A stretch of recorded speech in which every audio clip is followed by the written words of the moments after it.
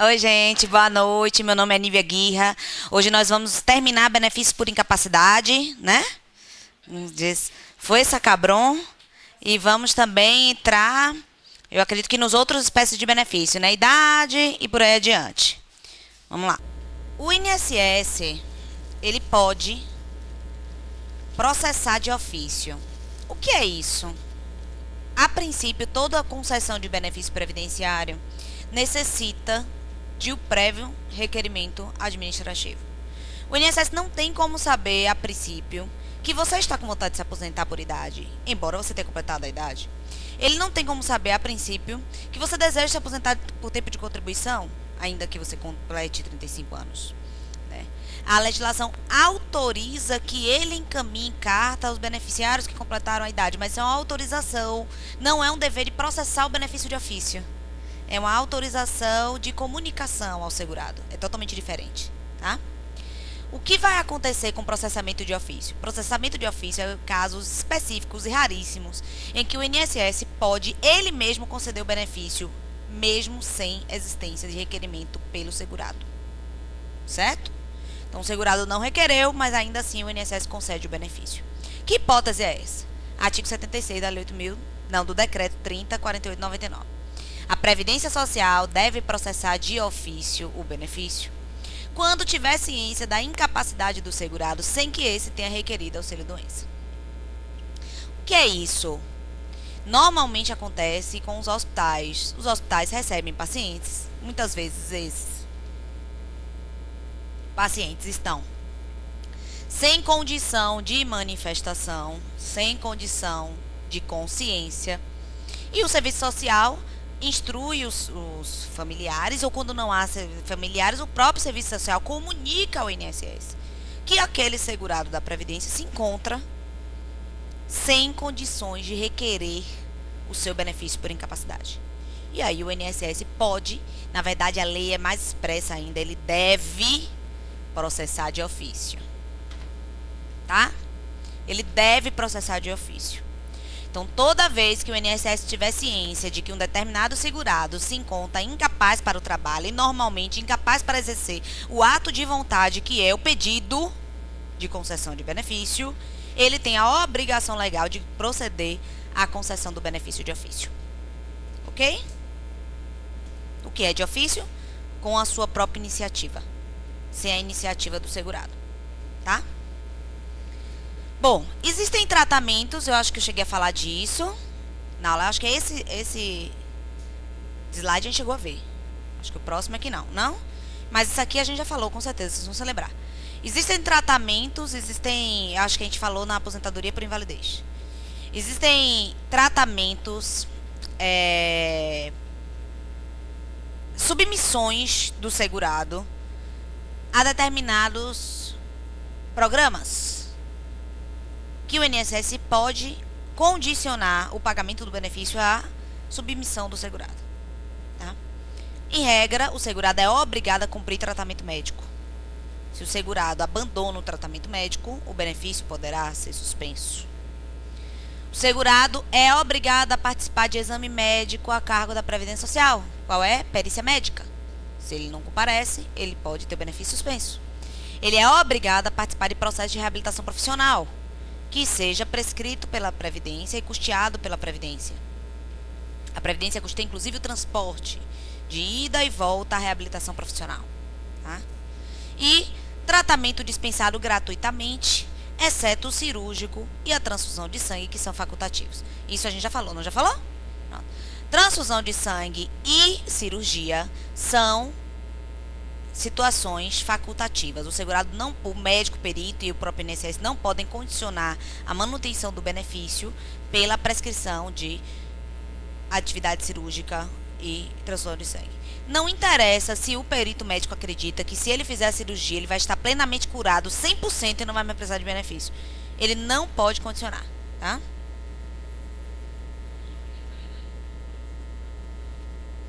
Hã? Não, os maiores de 60 anos estão dispensados do exame pericial. Que eu me lembre só eles. Que eu me lembre só os maiores de 60 anos. Bom, Cessação do auxílio-doença. Recuperação da capacidade para o trabalho. Porque o INSS, inclusive, tem feito perícia nos interditados. Antigamente, a decisão de interdição, ela liberava o segurado da perícia. Mas houve, na própria Instrução Normativa 77 de 2015, já liberou. Mesmo você interditado, você pode ser submetido à perícia médica pericial. Exame médico pericial. Cessação. Se você recupera a capacidade do trabalho, óbvio, o auxílio-doença será cessado. Né? Naturalmente. Por isso é que aquela pergunta, existe benefício por incapacidade definitivo? Não, não existe. A gente já falou disso no início. Todo benefício por incapacidade está vinculado à existência da incapacidade. Tá? Transformação em aposentadoria por invalidez ou auxílio-acidente. Em ambos os casos, se você teve um agravamento de sua condição médica e se a sua incapacidade se tornou total e insusceptível de reabilitação, ou se você teve uma melhora, se tornou apto, ainda que com sequelas, e ingressou no auxílio-acidente, esse auxílio-doença vai perdurar até que o outro benefício seja concedido, seja aposentadoria ou auxílio-acidente. A data da cessação do auxílio-doença vai ser o dia imediatamente anterior ao dia do início do benefício de aposentadoria por invalidez ou auxílio-acidente. Ok? Alta programada. O que é isso? Isso é o que o INSS faz hoje em praticamente todas as perícias médicas. O INSS estabelece, mediante avaliação médico-pericial, o prazo que ele entende suficiente para a recuperação da capacidade para o trabalho. Ou seja, quando o médico lhe avalia, ele diz, olha, existe inclusive um manual de perícias médicas que todos os médicos analisam, e nesse manual estabelece doenças com previsão de melhora, previsão de cura. Então, se você quebrou uma perna, qual é o tempo médio que uma pessoa leva para cicatrizar depois de imobilizar aquela perna, né? Leva 60 dias? Pronto. O benefício, o próprio exame médico pericial, vai fixar o prazo que ele entende suficiente para a recuperação da capacidade para o trabalho, certo? Dispensada a hipótese de realização de nova perícia. Então, claro, porque ele já fixa isso para quê? Para que o INSS só venha lhe convocar caso você peça uma prorrogação. Se você ficar bom, se naquele prazo você realmente melhorar, o benefício automaticamente é cessado na data em que o médico fez a previsão. Se você não se sente apto, tá ali faltando 15 dias para acessar seu benefício e você não se entende apto para voltar ao trabalho, você teve um problema imunológico e você não conseguiu se melhorar, não cicatrizou, teve uma intercorrência cirúrgica, enfim, N motivos de saúde, você não se sente apto, então você poderá solicitar a realização de nova perícia médica na forma estabelecida pelo Ministério da Previdência. O nome disso é pedido de prorrogação. Pedido de prorrogação. Então, você deve dar entrada no pedido de prorrogação 15 dias antes da cessação do benefício. Então, você liga para um 35, hoje é a forma que o INSS determina para agendamento desse tipo de situação, e aí vai ser marcado um novo exame pericial. Esse novo exame pericial, até vir a acontecer o novo exame pericial, você recebe o benefício. Tá? Porque foi decidido numa ação civil pública lá de Santa Catarina, antes não era pago, mas aí ingressou-se, acho que foi a Defensoria Pública, foi o Ministério Público com ação civil pública, e o INSS tornou obrigatório para ele que ele pague o tempo que leva entre o pedido de prorrogação e o novo exame pericial que ele vai fazer, tá? O segurado que durante o gozo do auxílio-doença vier a exercer a atividade que lhe garanta a subsistência poderá ter o benefício cancelado a partir do retorno à atividade. É aquele caso de retorno voluntário ao trabalho. Retorno voluntário ao trabalho implica tanto em cancelamento de aposentadoria por invalidez, como em cancelamento de auxílio-doença. Vocês estão lembrados que aquelas outras hipóteses de que o benefício você pode receber por até 1 ano e meio, né? O valor total, 6 meses, 50% depois 75%, é a aposentadoria, não é auxílio-doença. Verificou capacidade para o trabalho durante o auxílio-doença, o benefício vai ser cessado, tá? Caso o segurado durante o gozo do auxílio-doença venha a exercer atividade diversa daquela que gerou o benefício, deverá ser verificada a incapacidade para cada uma dessas atividades exercidas. Isso aqui tem relação com o quê? Com aquilo que a gente viu antes. Segurado que exerce atividade diversa, segurado que exerce 2 atividades e ele ficou capaz para uma, voltou ao trabalho em outra. né? Se ele comprovar que ele se encontra ainda incapaz para a atividade que ele se afastou, o benefício poderá ser mantido, tá? Nunca vi acontecer, mas é uma previsão legal. O benefício poderá ser mantido. Efeitos trabalhistas do auxílio-doença. Foi até uma pergunta que eu respondi hoje. O segurado em gozo de auxílio-doença, acontece o que com o contrato de trabalho dele? O contrato de trabalho dele pode ser rescindido? Não. Por que o contrato dele não pode ser rescindido? Por que ele não pode ser despedido enquanto ele está no auxílio-doença? Porque o contrato dele fica suspenso. É mais formal do que a questão de ser uma segurança. É uma questão mais formal.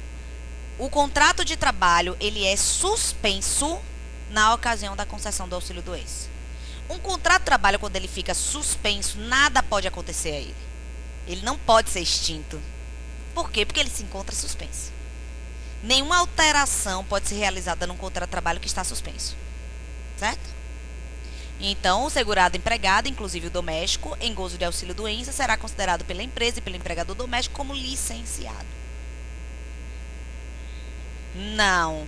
Empresa não recolhe porque recolhimento é sobre folha de salários. E quem é que vai estar pagando esse empregado? O INSS, não a empresa. Então não há folha de salários em relação a ele. Mas ela é obrigada a encaminhar toda a documentação, que são chamadas obrigações acessórias, constando esse empregado como licenciado. Sem remuneração. Tá? A empresa que garantir ao segurado licença remunerada ficará obrigada a pagar-lhe durante o período de auxílio-doença a eventual diferença entre o valor deste e a importância garantida pela licença. Essa garantia pode ser uma garantia contratual, pode ser uma garantia de convenção coletiva, de acordo coletivo de trabalho, pode ser uma garantia decorrente de um processo judicial que determine o pagamento de uma licença complementar. Tá? Não interessa a previdência. A previdência consta, esse parágrafo único, apenas porque a gente não vai poder confundir licença remunerada com o pagamento de salário. Ou seja, a empresa está pagando, pode até ter natureza remuneratória, de acordo com a previsão que ela foi criada, porém, ela não terá natureza de salário de contribuição. Certo? Não incide.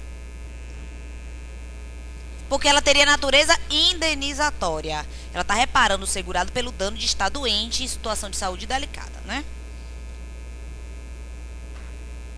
Nós sabemos, e aí vai estar na parte de acidente de trabalho, que a gente não vai estudar, mas que é curtinho, vocês têm a obrigação de ler na lei, tá? E é simples, uma leitura é suficiente para entender que o segurado que se afasta por auxílio-doença decorrente de acidente de trabalho ou aposentadoria por invalidez decorrente de acidente de trabalho tem direito a uma estabilidade no emprego de 12 meses.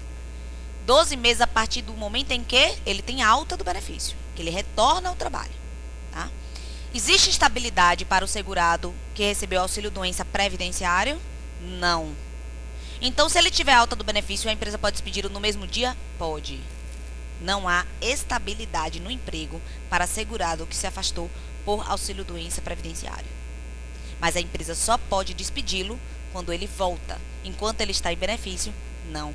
Por quê? Porque ele é considerado licenciado. Tá? Artigo 79. Reabilitação profissional. Vamos entrar em reabilitação profissional. Também é simples, tranquilinho. O segurado em gozo de auxílio-doença. Então, primeiro ponto. Para segurados da Previdência Social, a reabilitação profissional vai ter vez quando o segurado está em gozo de auxílio-doença. Por que eu falei tanto para segurados? Porque nós sabemos que a reabilitação profissional, nós já falamos disso, é um benefício de natureza, é um serviço de natureza mista. Ele pode servir também como habilitação profissional. A habilitação profissional, ela é destinada a quem? Aos deficientes físicos. E esses deficientes físicos não são segurados. Então, esses deficientes físicos não estarão em auxílio-doença. É possível você não ser segurado e ter direito ao auxílio-doença? Não. É impossível. Impossível. Benefício previdenciário de auxílio-doença só é devido a segurado. Então, o deficiente físico poderá estar em habilitação profissional e não estar recebendo auxílio-doença? Sim. Mas ele estará no programa de habilitação profissional. O segurado é que, para participar do programa de reabilitação profissional, normalmente ele primeiro passa pelo gozo do auxílio-doença. E aí, no gozo do auxílio-doença, verificando-se a insuscetibilidade de recuperação para a sua atividade habitual, o que é isso? Você não vai ter mais condição de voltar para a sua atividade antiga. A sua doença ou seu acidente tornou você incapaz para a sua atividade, não para todas, para a sua atividade habitual. Então, nesse caso, você deverá, observem o deverá, não é poderá, não é de acordo com a sua vontade, não é se você for uma pessoa que quer evoluir na vida, não é, é deverá, ou seja, é obrigatório. Submeter-se a processo de reabilitação profissional para exercício de outra atividade, não cessando o benefício até que seja dado como habilitado para o desempenho de nova atividade. E se acontecer de no caminho minha situação se agravar e aquela atividade que eu estava me qualificando também ficar incapaz para fazer, então sua habilitação profissional não terá sido concluída. O que acontece? Você volta apenas para o auxílio-doença e sai da reabilitação profissional. Aí voltou para o auxílio-doença, houve melhora, tem condição de voltar para o programa de reabilitação, volta novamente para o programa de reabilitação para outra atividade, outra qualificação. E assim indefinidamente, não há prazo. Enquanto a perícia entender que você tem condições de ser reabilitado, você não é encaminhado para aposentadoria por invalidez. Porque o requisito que a gente já viu da lei da aposentadoria por invalidez é insuscetível de reabilitação. Se a perícia entende que você tem condição de participar da reabilitação, você deverá participar da reabilitação. Tá? Agora, se a reabilitação não é conclusiva, porque realmente não tem, você está insuscetível de reabilitação, então seu benefício será transformado de auxílio-doença para aposentadoria por invalidez. Durante o processo de reabilitação, você recebe auxílio-doença? Sim, até o fim. Seu benefício de auxílio-doença só é cessado no momento que você recebe o diploma de reabilitado, até que sua reabilitação seja concluída com sucesso. Esse auxílio-doença também poderá ser cessado se você se recusar a participar do programa de reabilitação. E essa recusa não é necessariamente apenas de não ir e dizer que não vai e não vai fazer. Essa recusa pode se revelar também com falta de comprometimento com o processo de reabilitação, ausências de justificadas, você simplesmente não ir na empresa, porque parte da reabilitação é feita na própria empresa que você vai voltar ao trabalho, você não comparecer, ou a pessoa que está lhe supervisionando perceber que você não está cumprindo as atividades da própria reabilitação. Tudo isso implica em recusa do processo de reabilitação. Tá? Então, durante o período em que você estiver na reabilitação, você irá receber auxílio-doença, tá? E qual é o conceito de reabilitação? O que se destina? Qual é o objetivo da reabilitação? Ela visa proporcionar aos beneficiários incapacitados parcialmente para o trabalho. Por que parcialmente, gente? Se você é incapaz total é para todas as atividades, a reabilitação vai servir para quê? Não tem a ver com ser inválido, porque quando a gente fala inválido, é incapacidade total e insusceptível de reabilitação. Não é disso que eu estou falando. Você pode ser susceptível de reabilitação futura, mas enquanto a sua incapacidade for total, você não tem como ir para a reabilitação. Porque a reabilitação você tem que ter alguma possibilidade de capacidade parcial. Porque senão como é que você vai se qualificar em outra atividade se você está incapaz para todas as atividades? Se você está incapaz para todas, não tem como você participar da reabilitação. Você tem que estar incapaz para a sua atividade habitual, porém, com uma capacidade residual para outra atividade, desde que você se qualifique. E aí, você vai para o programa de reabilitação, tá? Então, visa proporcionar aos beneficiários incapacitados parcialmente para o trabalho, em caráter obrigatório, independentemente de carência. Então, não há carência para a reabilitação profissional. E às pessoas portadoras de deficiência, os meios indicados para proporcionar o ingresso no caso dos portadores de deficiência e o reingresso no caso dos segurados obrigatórios. É óbvio que o segurado facultativo poderá participar do programa de habilitação, se ele nunca exerceu uma atividade, tá? Mas ele vai participar do programa de habilitação recebendo auxílio-doença? Também não. A não ser que ele tenha previamente recebido auxílio-doença e depois a reabilitação. Entendeu o que eu estou falando? A habilitação profissional não vem com auxílio-doença antes. Nunca. Porque para você fazer a habilitação profissional significa o quê? Que você tem que se qualificar para a sua primeira experiência de trabalho. Tá? Os meios indicados para proporcionar o reingresso no mercado de trabalho e no contexto em que vive. Né? Então, a reabilitação deve também analisar o contexto em que vive. Eu vou dar um exemplo real para vocês, que eu acho que eu já contei aqui, mas vocês não se cansam dos meus exemplos porque eles são muito bons. E da cliente que perdeu o dedo. Não lembraram? Que eu contei do queijo? Da máquina de queijo? Pois bem, o INSS reabilitou ela para a digitação. Aí a gente teve que entrar com o processo. E a juíza se baseou para dar a decisão exatamente nesse conceito de Leonardo Tavares, que é um conceito que também está na própria legislação, se você for analisar, que é o seguinte: a reabilitação visa não apenas verificar a pessoa, tornar a pessoa apta para uma atividade, ela tem que também analisar o contexto. O contexto da incapacidade, o contexto social, o contexto educacional. Não adianta você pegar uma pessoa analfabeta e colocar ele para fazer uma aula de informática. Entendeu? Você tem que analisar o conceito, o contexto, tanto profissional quanto de escolaridade, social e etc. Nesse caso, a incapacidade dela não era possível ela se qualificar numa atividade que necessitasse de plena destreza manual. E aí a juíza deu uma liminar imediatamente para que ela retornasse para o auxílio-doença, saísse do programa de reabilitação. Porque ela foi considerada recusa do processo de reabilitação. Mas só que ela não conseguia digitar, né?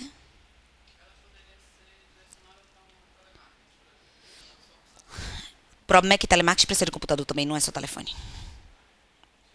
Enfim, eu não vou dizer aqui o que ela teria que ser encaminhada. Ela não poderia ser encaminhada para uma atividade que ela continua totalmente incapaz. Para aquela atividade. Ela teria que ser encaminhada para uma atividade da qual ela detivesse capacidade. Né? Bom, e qual a diferença entre a habilitação e a reabilitação? Nós já falamos. A habilitação visa lhe proporcionar a primeira experiência de trabalho, o primeiro contato com o mundo do trabalho. Normalmente é destinada aos portadores de deficiência ou aos segurados facultativos que nunca exerceram atividade econômica. E a reabilitação profissional é o reingresso no mercado de trabalho. É a possibilidade do segurado que, por algum motivo, ficou incapaz para a sua atividade habitual, se qualificar em outra atividade e reingressar no mercado de trabalho. O objetivo da Previdência é fazer com que as pessoas voltem para o mercado de trabalho, não que as pessoas continuem no benefício. Tá? Para suas próprias vidas. Não é só por uma questão econômica. É que para a sociedade é saudável que a pessoa esteja produzindo e não que a pessoa esteja em casa doente. Então, quem podem ser os beneficiários da habilitação, do serviço de habilitação e reabilitação? Habilitação e reabilitação é benefício. Se vier escrito na prova CESP, é serviço, não é benefício. Mas ela está vinculada a um benefício, no caso da reabilitação, obrigatoriamente ao auxílio-doença. Obrigatoriamente. Tá? Beneficiários, os dependentes poderão participar também da habilitação profissional. Os segurados obrigatórios da reabilitação profissional, os facultativos poderão participar da habilitação. E portadores de deficiência também poderão participar da habilitação profissional. É realizada através de uma equipe multidisciplinar que envolve os médicos peritos, a medicina, envolve o serviço social, envolve psicólogos, sociólogos, fisioterapeutas, terapia ocupacional e outros profissionais, visando dar um atendimento integral a esse segurado. Pelo menos na teoria é assim que funciona. Compreende a avaliação do potencial laborativo, então descobrir quanto de potencial laborativo a pessoa tem, até para poder eleger aí quais serão os cursos que essa pessoa poderá fazer. Orientação e acompanhamento da programação profissional, isso realmente é feito, há um processo de orientação para dizer, olha, você aqui só tem o primeiro grau, não adianta te colocar num curso de computador, como eu falei, avançado, né? Não dá. Eventual fornecimento de prótese e órtese, isso é que eu acho interessantíssimo, porque é aquela, como a gente já falou, aquele momento em que a saúde e a previdência ficam de mãos dadas, porque quem vai fornecer essas próteses e órteses é convênio com o Sistema Único de Saúde, né? E ele pode fornecer prótese e órtese, bem como reparo e substituição, tá? Não pode ser realizada como reembolso, ou seja, você compra e pede da Previdência Social para lhe devolver o dinheiro. Não, você tem que entrar no programa e na fila para receber aquela prótese ou aquela órtese do sistema do INSS, do programa de reabilitação. Tá? sem autorização dos setores de reabilitação. Não pode ser realizada mediante reembolso sem autorização dos setores. E transporte urbano e alimentação também são fornecidos, por quê? Porque nós vimos no início que a reabilitação não pode ser um ônus, não pode ser um custo para o segurado. Então, a Previdência tem a obrigação de lhe pagar transporte e alimentação, e também existe acompanhamento e pesquisa da fixação no mercado de trabalho. Ou seja, depois que você sai da reabilitação profissional, a Previdência deve ainda permanecer acompanhando para saber se você conseguiu se fixar no mercado de trabalho, se você não conseguiu, as dificuldades que você enfrentou, e até fazer essa intermediação com a própria empresa para manter você num vínculo de emprego, tá? Após a habilitação ou reabilitação profissional, é emitido um certificado individual indicando a função para a qual foi capacitado. Qual é a vantagem da pessoa participar? Existe, por incrível que pareça. Meus clientes não acham, odeiam reabilitação profissional. Mas existem vantagens na reabilitação profissional. Tá? Alguns conseguem chegar a isso, normalmente os com maior escolaridade. É que você poderá, dependendo do grau de sequela que você possua, receber o auxílio acidente. E além disso, você recebe um certificado. E esse certificado, ele lhe proporcionará a participação, dependendo do grau da sua sequela, nas cotas de deficientes. E empregados qualificados em cotas de deficientes sobra vaga. Por quê? Porque empresas com 100 ou mais empregados estão obrigadas, faltou esse aqui, não é facultativo, é obrigadas a preencher de 2 a 5% de seus cargos com beneficiários reabilitados ou portadores de deficiência. Então, as empresas, quando vocês veem aquele anúncio no caderno de emprego, se vocês virem esses dias, agora, domingo, o Jornal da Tarde, o caderno de emprego tá magro, coitado, tá vindo 2 páginas do caderno de emprego. É sério. Vocês podem observar que tem um monte ainda de vaga de deficiente. Por quê? Porque a empresa, se ela tiver um funcionário deficiente que ela não queira, ela só pode despedir se ela botar outro deficiente antes no lugar. Ela não pode despedir depois procurar, não. Para ela substituir, ela tem que encontrar outro.